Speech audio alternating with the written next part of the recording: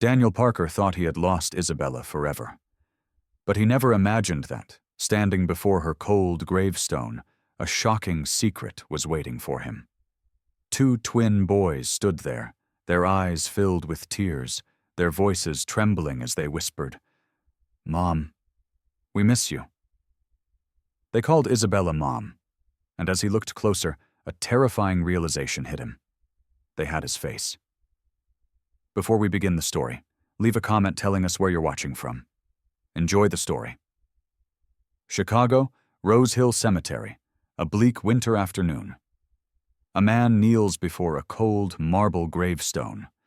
The wind cuts through the leafless trees like sharp blades, but Daniel Parker barely notices. The chill in his chest is far more unbearable than the biting cold of the Chicago air. He doesn't cry. He can't. In front of him, the name on the stone stands out with finality. Isabella Thompson. A name. A date. But for Daniel, it is a devastating ending. She is gone. And he never got to say goodbye.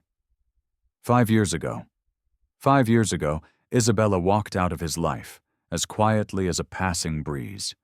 There was no argument, no accusations, only a small note left on the kitchen table. "I loved you, but I couldn't wait forever." At the time, Daniel didn't chase after her.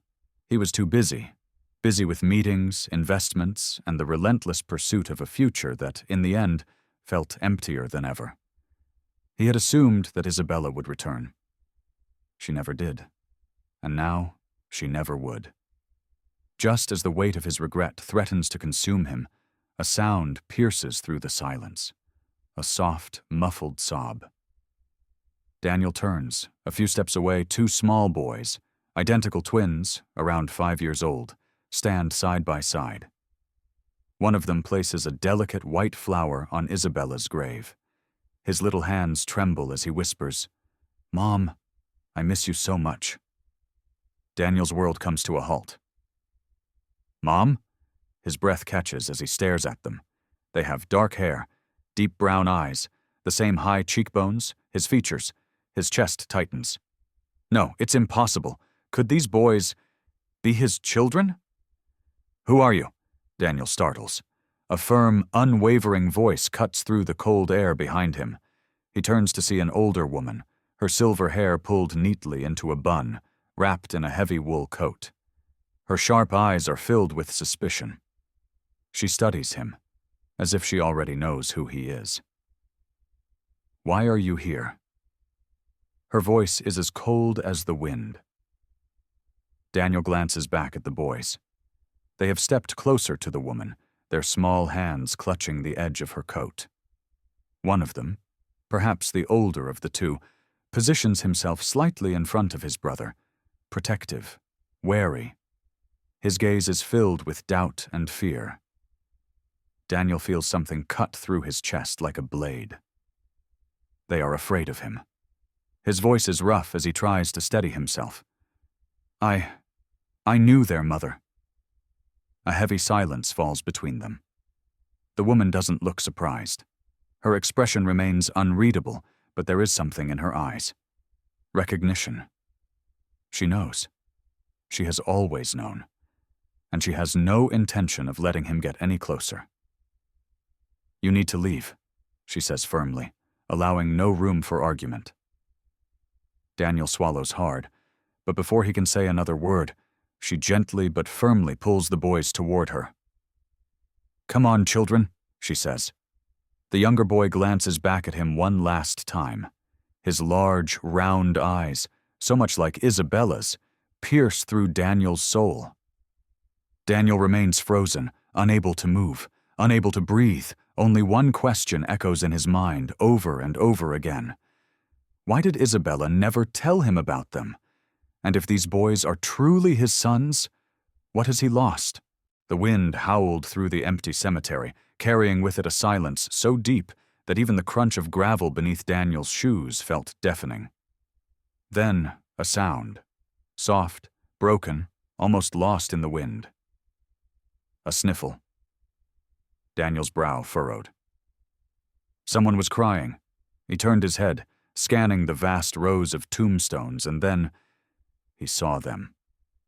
2 little boys, standing just a few feet away from Isabella's grave. They were huddled close, their small hands wrapped tightly around each other. Their eyes were puffy, cheeks streaked with tears. One of them, slightly taller, placed a delicate white flower at the base of the tombstone.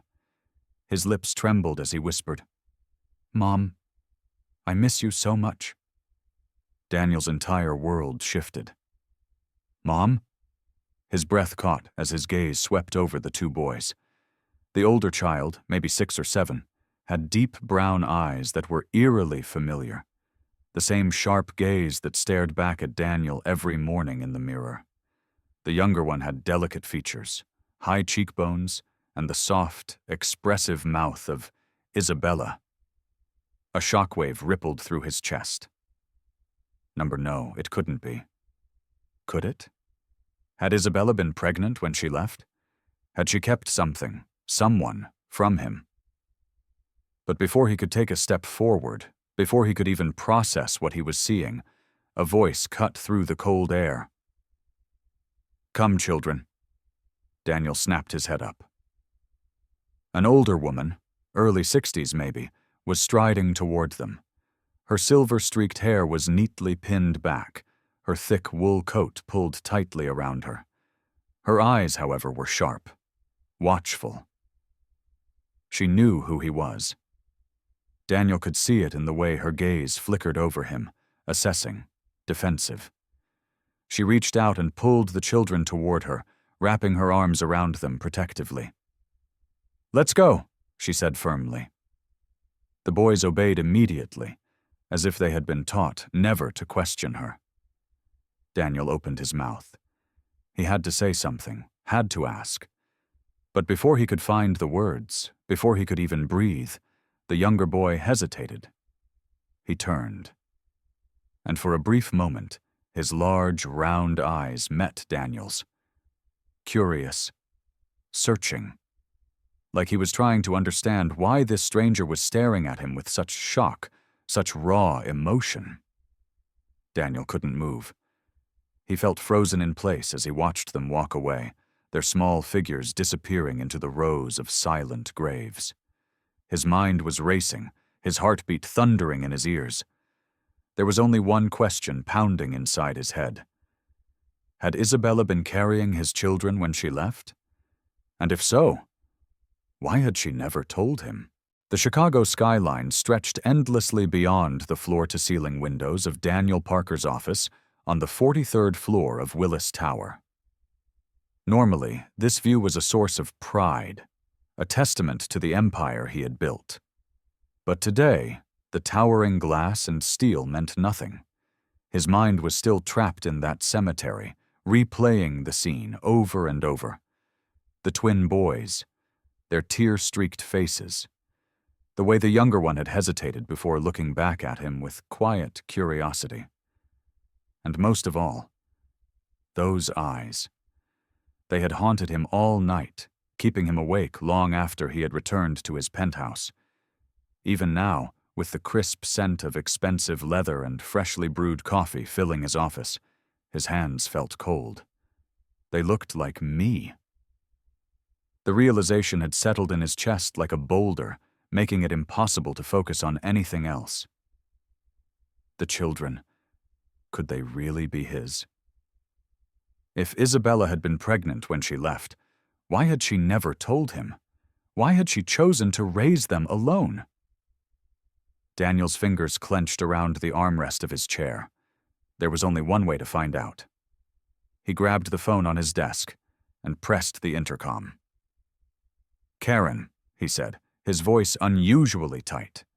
"I need you to pull a full background check on Isabella Thompson. I want everything from the past 6 years, where she lived, what she did, and—" His throat tightened. "And what happened to her?" There was a brief silence on the other end. Then, his assistant responded in the same crisp, professional tone she always used. "I'll get started immediately." Daniel exhaled and leaned back, staring up at the ceiling. He had spent years perfecting the art of keeping emotions out of business. Deals required logic, not feelings. Numbers didn't change based on guilt or regret. But this wasn't business. This was his past clawing its way back, demanding to be acknowledged. A past he had tried to bury. And now, it was staring at him with the same brown eyes he saw in the mirror every morning. An hour later, a thick manila folder landed on his desk.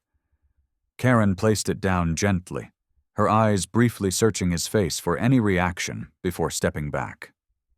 I included medical reports, financial records, and anything I could find about her last few years.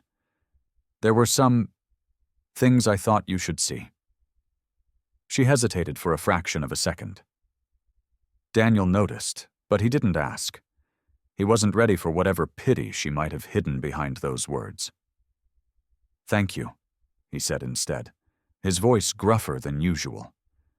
Karen nodded and quietly left the room, leaving him alone with the folder. Daniel stared at it for a long moment before reaching forward. His fingers were steady as he flipped it open. But the moment his eyes landed on the first page, something inside him twisted. 6 years ago, Isabella had left New York and moved to Chicago. A modest apartment, no marriage, no relationships, no record of another man in her life. Just her and the twins. The realization hit him harder than he expected. She hadn't moved on, not in the way he had assumed. For years, he had told himself she had left to find a new life, to start over without him, that she had been happy. But looking at these pages, at the sparse financial records, the struggle, it didn't look like happiness. It looked like survival. Daniel turned the page. Medical reports. His stomach clenched. The cold, clinical words blurred together for a moment before he forced himself to focus. 4 months ago, Isabella had been diagnosed with late-stage cancer. She had fought it alone. She had died alone. Daniel sat back in his chair, breathing hard. A dull, crushing weight settled in his chest. For the past 5 years, he had been living in luxury, attending galas, expanding his company, flying across the world for business. Meanwhile, Isabella had been fighting for her life. Alone. A bitter taste filled his mouth. Why hadn't she reached out? Did she hate him that much? Or had she simply believed he wouldn't care? His eyes moved to the next page. Guardian, Margaret Hayes. The name clicked instantly. The woman from the cemetery. The one who had pulled the children away from him with the protective instincts of a mother lion. A retired schoolteacher. No criminal record. No debts. A stable, quiet life. She had taken them in after Isabella's death. His jaw tightened. Margaret Hayes had been raising his children, and judging by the way she had looked at him, she didn't trust him one bit. Daniel shut the folder with a quiet thud. Then, he pushed his chair back and stood up. He knew exactly what he had to do. The house was small, modest, nestled between 2 larger homes on a quiet street in Chicago's West Side. The porch light flickered slightly, casting a dim glow over the wooden steps that creaked under Daniel's weight as he walked up. He hesitated for a moment, staring at the door in front of him. A part of him expected it to remain closed, to be shut out, just as he had been at the cemetery. But before he could second-guess himself, the door swung open. Margaret Hayes stood there, her presence as solid as a fortress. The warm glow from inside illuminated the deep lines on her face, wrinkles formed not just by age, but by years of hardship and resilience. Her silver hair was neatly pulled back, her posture firm, her eyes sharp and assessing. She didn't look surprised to see him. If anything, she looked like she had been expecting this moment. "I know who you are." Her voice was steady, quiet, but carried a weight that made Daniel feel like a schoolboy standing before a headmistress. He took a slow breath. "Then you know why I'm here," Margaret's expression didn't change. Yes, and I know what you're going to ask. She didn't invite him in. She didn't step aside. Instead, she studied him the way a mother bear might study a potential threat to her cubs. Daniel met her gaze, refusing to look away. "Why didn't she tell me?" he asked. Margaret's lips pressed into a thin line. "Because she didn't believe you would choose them." The words struck like a hammer to his chest. Daniel swallowed, but the lump in his throat remained. "That's not fair," he murmured. Margaret raised an eyebrow. "Isn't it?" Her gaze was unflinching, but there was no malice in it. Just truth. "Isabella knew you," she continued. "She knew your ambition. She knew what drove you. She knew that nothing, not even love, had ever been enough to pull you away from your work. And when she found out she was pregnant..." Margaret's voice softened, just barely. She was terrified. Daniel felt his hands clench into fists at his sides. Terrified? Of him? Or of the life she thought he would choose instead of her? He forced himself to take a breath, to push back the rising tide of guilt threatening to consume him. "I want to see them," he said, his voice rougher than he intended. Margaret crossed her arms. "No." Daniel stiffened. "Excuse me?" "You don't just get to walk in and claim them," she said evenly. "These boys have been through enough. They lost their mother. Their world has already been turned upside down. They don't need another stranger barging in and making promises he may not keep." "I'm not a stranger," Daniel shot back, frustration seeping into his tone. Margaret tilted her head slightly. "Aren't you?" The silence that followed was deafening. Daniel opened his mouth, but no words came. Because she was right. He might have been their father by blood, but he was nothing more than a ghost in their lives, a name they had never heard, a face they had never known. If he wanted to change that, he had to earn it. Margaret must have seen the shift in his expression because she sighed and relaxed her stance slightly. "I'm not saying no forever," she said. "I'm saying, if you really care, if you truly want to be in their lives, then prove it." Daniel forced himself to breathe. "What do I have to do?" Margaret studied him for a long moment before answering. "You can see them, but not as their father." Daniel frowned. "What do you mean?" "You're a stranger to them," she said simply. "You don't get to show up and tell them they belong to you. They need time. They need to trust you. And trust isn't built in a day." Daniel ran a hand through his hair, exhaling slowly. Everything in him wanted to resist, to fight, to claim what was his. But Isabella had left him for a reason. Margaret was right about that. And if he wanted to fix what was broken, if he wanted his sons to know him, then he had to do this the right way. He nodded. "All right." Margaret's sharp eyes softened, just a little. "Then we start slow," she said. "You can meet them as a friend." Daniel swallowed the lump in his throat and forced himself to accept it. It wasn't what he wanted. But for now, it was enough. The air was crisp, tinged with the scent of autumn leaves as Daniel arrived at Lincoln Park. The sun dipped low on the horizon, painting the sky in streaks of gold and amber. The laughter of children echoed in the distance, mingling with the occasional bark of a dog or the rhythmic creak of swings swaying in the breeze. Daniel's heart pounded harder than he cared to admit. This wasn't a boardroom negotiation. There were no contracts to sign, no numbers to analyze. This was real. This was his son's. And he had no idea how to start. Margaret was already there, sitting on a weathered wooden bench under a large oak tree.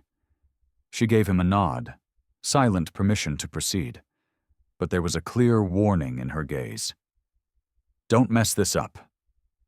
A few feet away, two small figures played near a patch of grass. Liam, the younger of the two, was kicking a soccer ball with uncontainable energy, giggling as he chased it. His curly dark hair bounced with every step, his laughter bright and unfiltered. Noah, on the other hand, stood still, watching. His arms were crossed over his chest, his face unreadable. Unlike his brother, he wasn't laughing. He wasn't running. He was studying Daniel. Daniel took a slow breath, one step at a time. "Hey there," he said, keeping his tone light as he approached. "Mind if I join?" Liam's eyes lit up immediately. "Yeah. You know how to play?" Daniel forced a chuckle. "I think I can manage." Liam grinned and kicked the ball toward him. Instinct took over. Daniel stopped it with the inside of his foot and sent it rolling back effortlessly. For the next few minutes, they passed the ball back and forth, Liam growing more excited with each play. The boy was a natural, quick on his feet, unafraid to dive into the game. But Noah hadn't moved. He stood a few feet away, hands shoved into his jacket pockets, eyes never leaving Daniel. Suspicious, guarded. Daniel felt the weight of that gaze like an anchor around his chest. Liam didn't notice the tension. He was too busy enjoying the moment. "You're pretty good," Liam said, breathless from running. "Do you play a lot?" Daniel hesitated. He used to. A long time ago. Back before late-night meetings and missed anniversaries. Before he started measuring his worth by stock prices and quarterly profits instead of moments like this. "Not as much as I'd like," he admitted. Liam kicked the ball one last time before flopping onto the grass, laughing. "I bet I can beat you next time."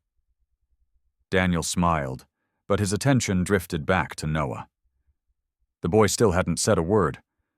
Not wanting to push too soon, Daniel walked over, keeping a careful distance. "You don't like soccer?" he asked casually. Noah's expression didn't change. "I like it fine." Daniel waited, hoping for more. Nothing. The silence stretched between them, thick with something unspoken. Daniel shifted uncomfortably, racking his brain for the right thing to say. I know who you are." Daniel stilled. Noah's voice was quiet, but his words cut through the air like a blade.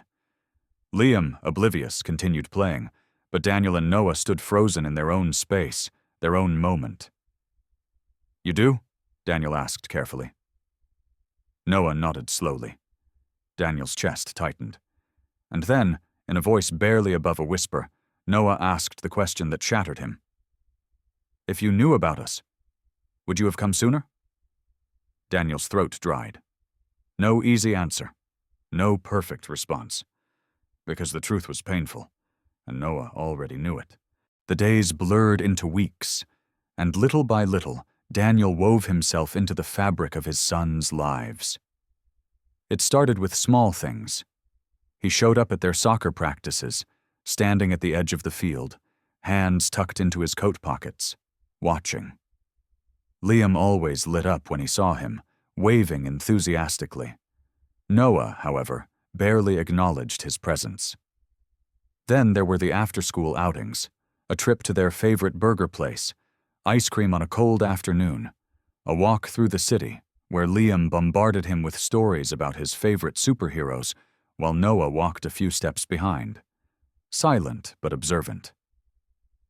Daniel learned quickly. Liam was open, affectionate, easy to love. He asked a million questions and expected a million answers.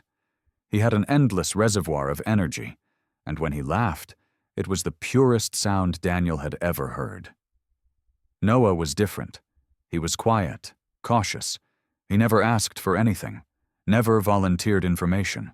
He watched and listened, calculating. And he hadn't once called Daniel by his name. At first it didn't bother Daniel, but the more time passed, the more he felt the weight of it. One evening, he found himself sitting in a dimly lit auditorium at their school, watching Liam take the stage for his class play. Liam, dressed as a tiny astronaut, delivered his lines with excitement, his voice carrying through the room. Margaret sat beside him, her expression unreadable as she watched the boys. "He adores you, you know," she murmured as the audience clapped. Daniel swallowed. "I know. You've done well with him." Daniel knew what she wasn't saying. But what about Noah? Liam bounced over after the show, his grin wide. "Did you see me? Did you hear my lines?" "You were incredible," Daniel said honestly. Liam beamed. "I knew you'd come." Noah, standing a few feet away, stiffened at those words. Daniel saw it, felt it. Later that night, after dropping them off, he lingered outside the house, sitting in his car, fingers tapping restlessly against the steering wheel. Then his phone buzzed. A message from Margaret. "Noah wants to talk to you." Daniel's heart pounded as he got out and walked up the front steps. Inside, Margaret gestured toward the back porch. He found Noah sitting there, arms wrapped around his knees, staring out at the quiet street. Daniel hesitated, then sat beside him.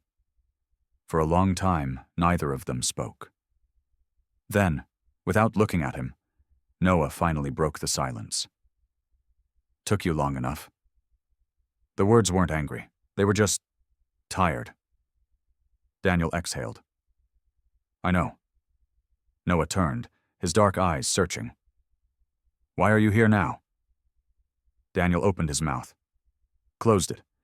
He didn't have an answer that wouldn't sound like an excuse, and Noah deserved more than that. "I don't know," he admitted, his voice rough. "But I'm here now." Noah held his gaze for a long moment.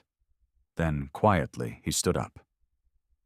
Daniel watched as he walked back inside without another word. It wasn't acceptance, not yet. But it wasn't rejection either.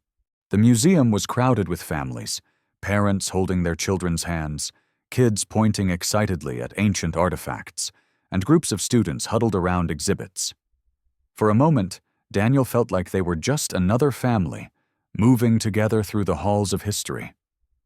Liam was glued to a display of dinosaur bones, eyes wide with fascination. Noah, as usual, kept his distance, observing quietly. Then, in the middle of the Hall of Mammals, Liam turned and asked a simple question. "Uncle Daniel, do you have kids?" The words hit Daniel like a punch to the gut. He hesitated. He could feel Noah watching him, waiting. The air around them seemed to tighten. Daniel took a breath, then another. And finally, he told the truth. "Yes," he said softly. "I do." Liam tilted his head. "Really? Who?" Daniel's voice nearly broke as he answered. "You and Noah." For a split second there was silence. Then, the sound of a chair scraping against the marble floor.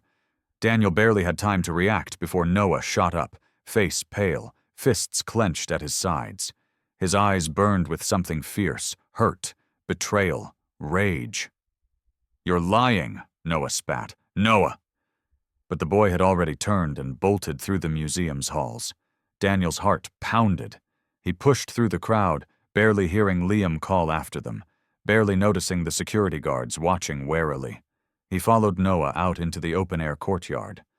He found him standing by the edge of a large fountain, water cascading behind him, fists tight at his sides. Daniel approached slowly, his breath visible in the crisp autumn air. "Noah!" "Don't," Noah snapped, voice shaking. "Don't call me that." Daniel swallowed hard. "I know you're angry." Noah turned sharply. "Angry?" he echoed. His voice was rising, raw and unfiltered. "You think I'm just angry?" Daniel stood still. Noah took a step closer, tears welling in his dark eyes. "You left," he choked out. "You left my mom. She had to raise us alone. She was sick, and she still took care of us. And where were you?" The words cut deep. "I didn't know," Daniel whispered. "If I had..." Noah's voice cracked. "Would it have changed anything?" Daniel opened his mouth. But no words came. Because the truth was, he didn't know. Would he have chosen Isabella back then? Would he have walked away from his career, his ambitions, for a life he hadn't planned for? The uncertainty in his silence said everything. Noah's face hardened.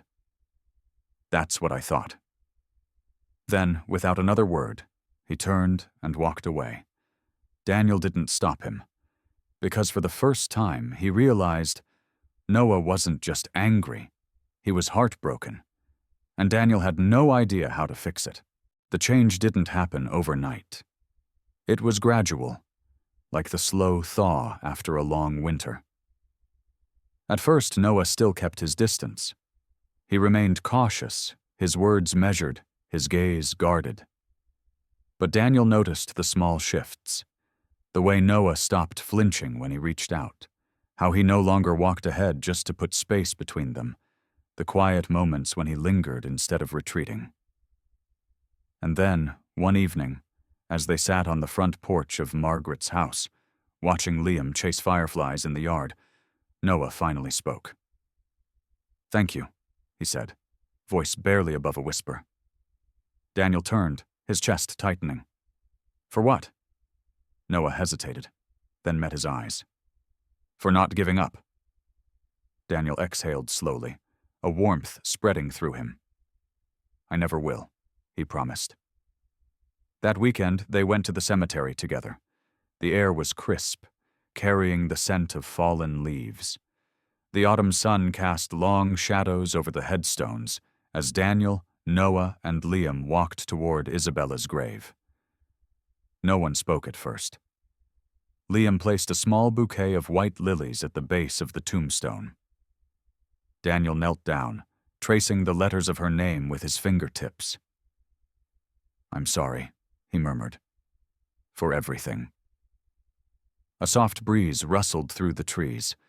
Noah stood beside him, hands in his pockets, eyes locked on the name etched in stone.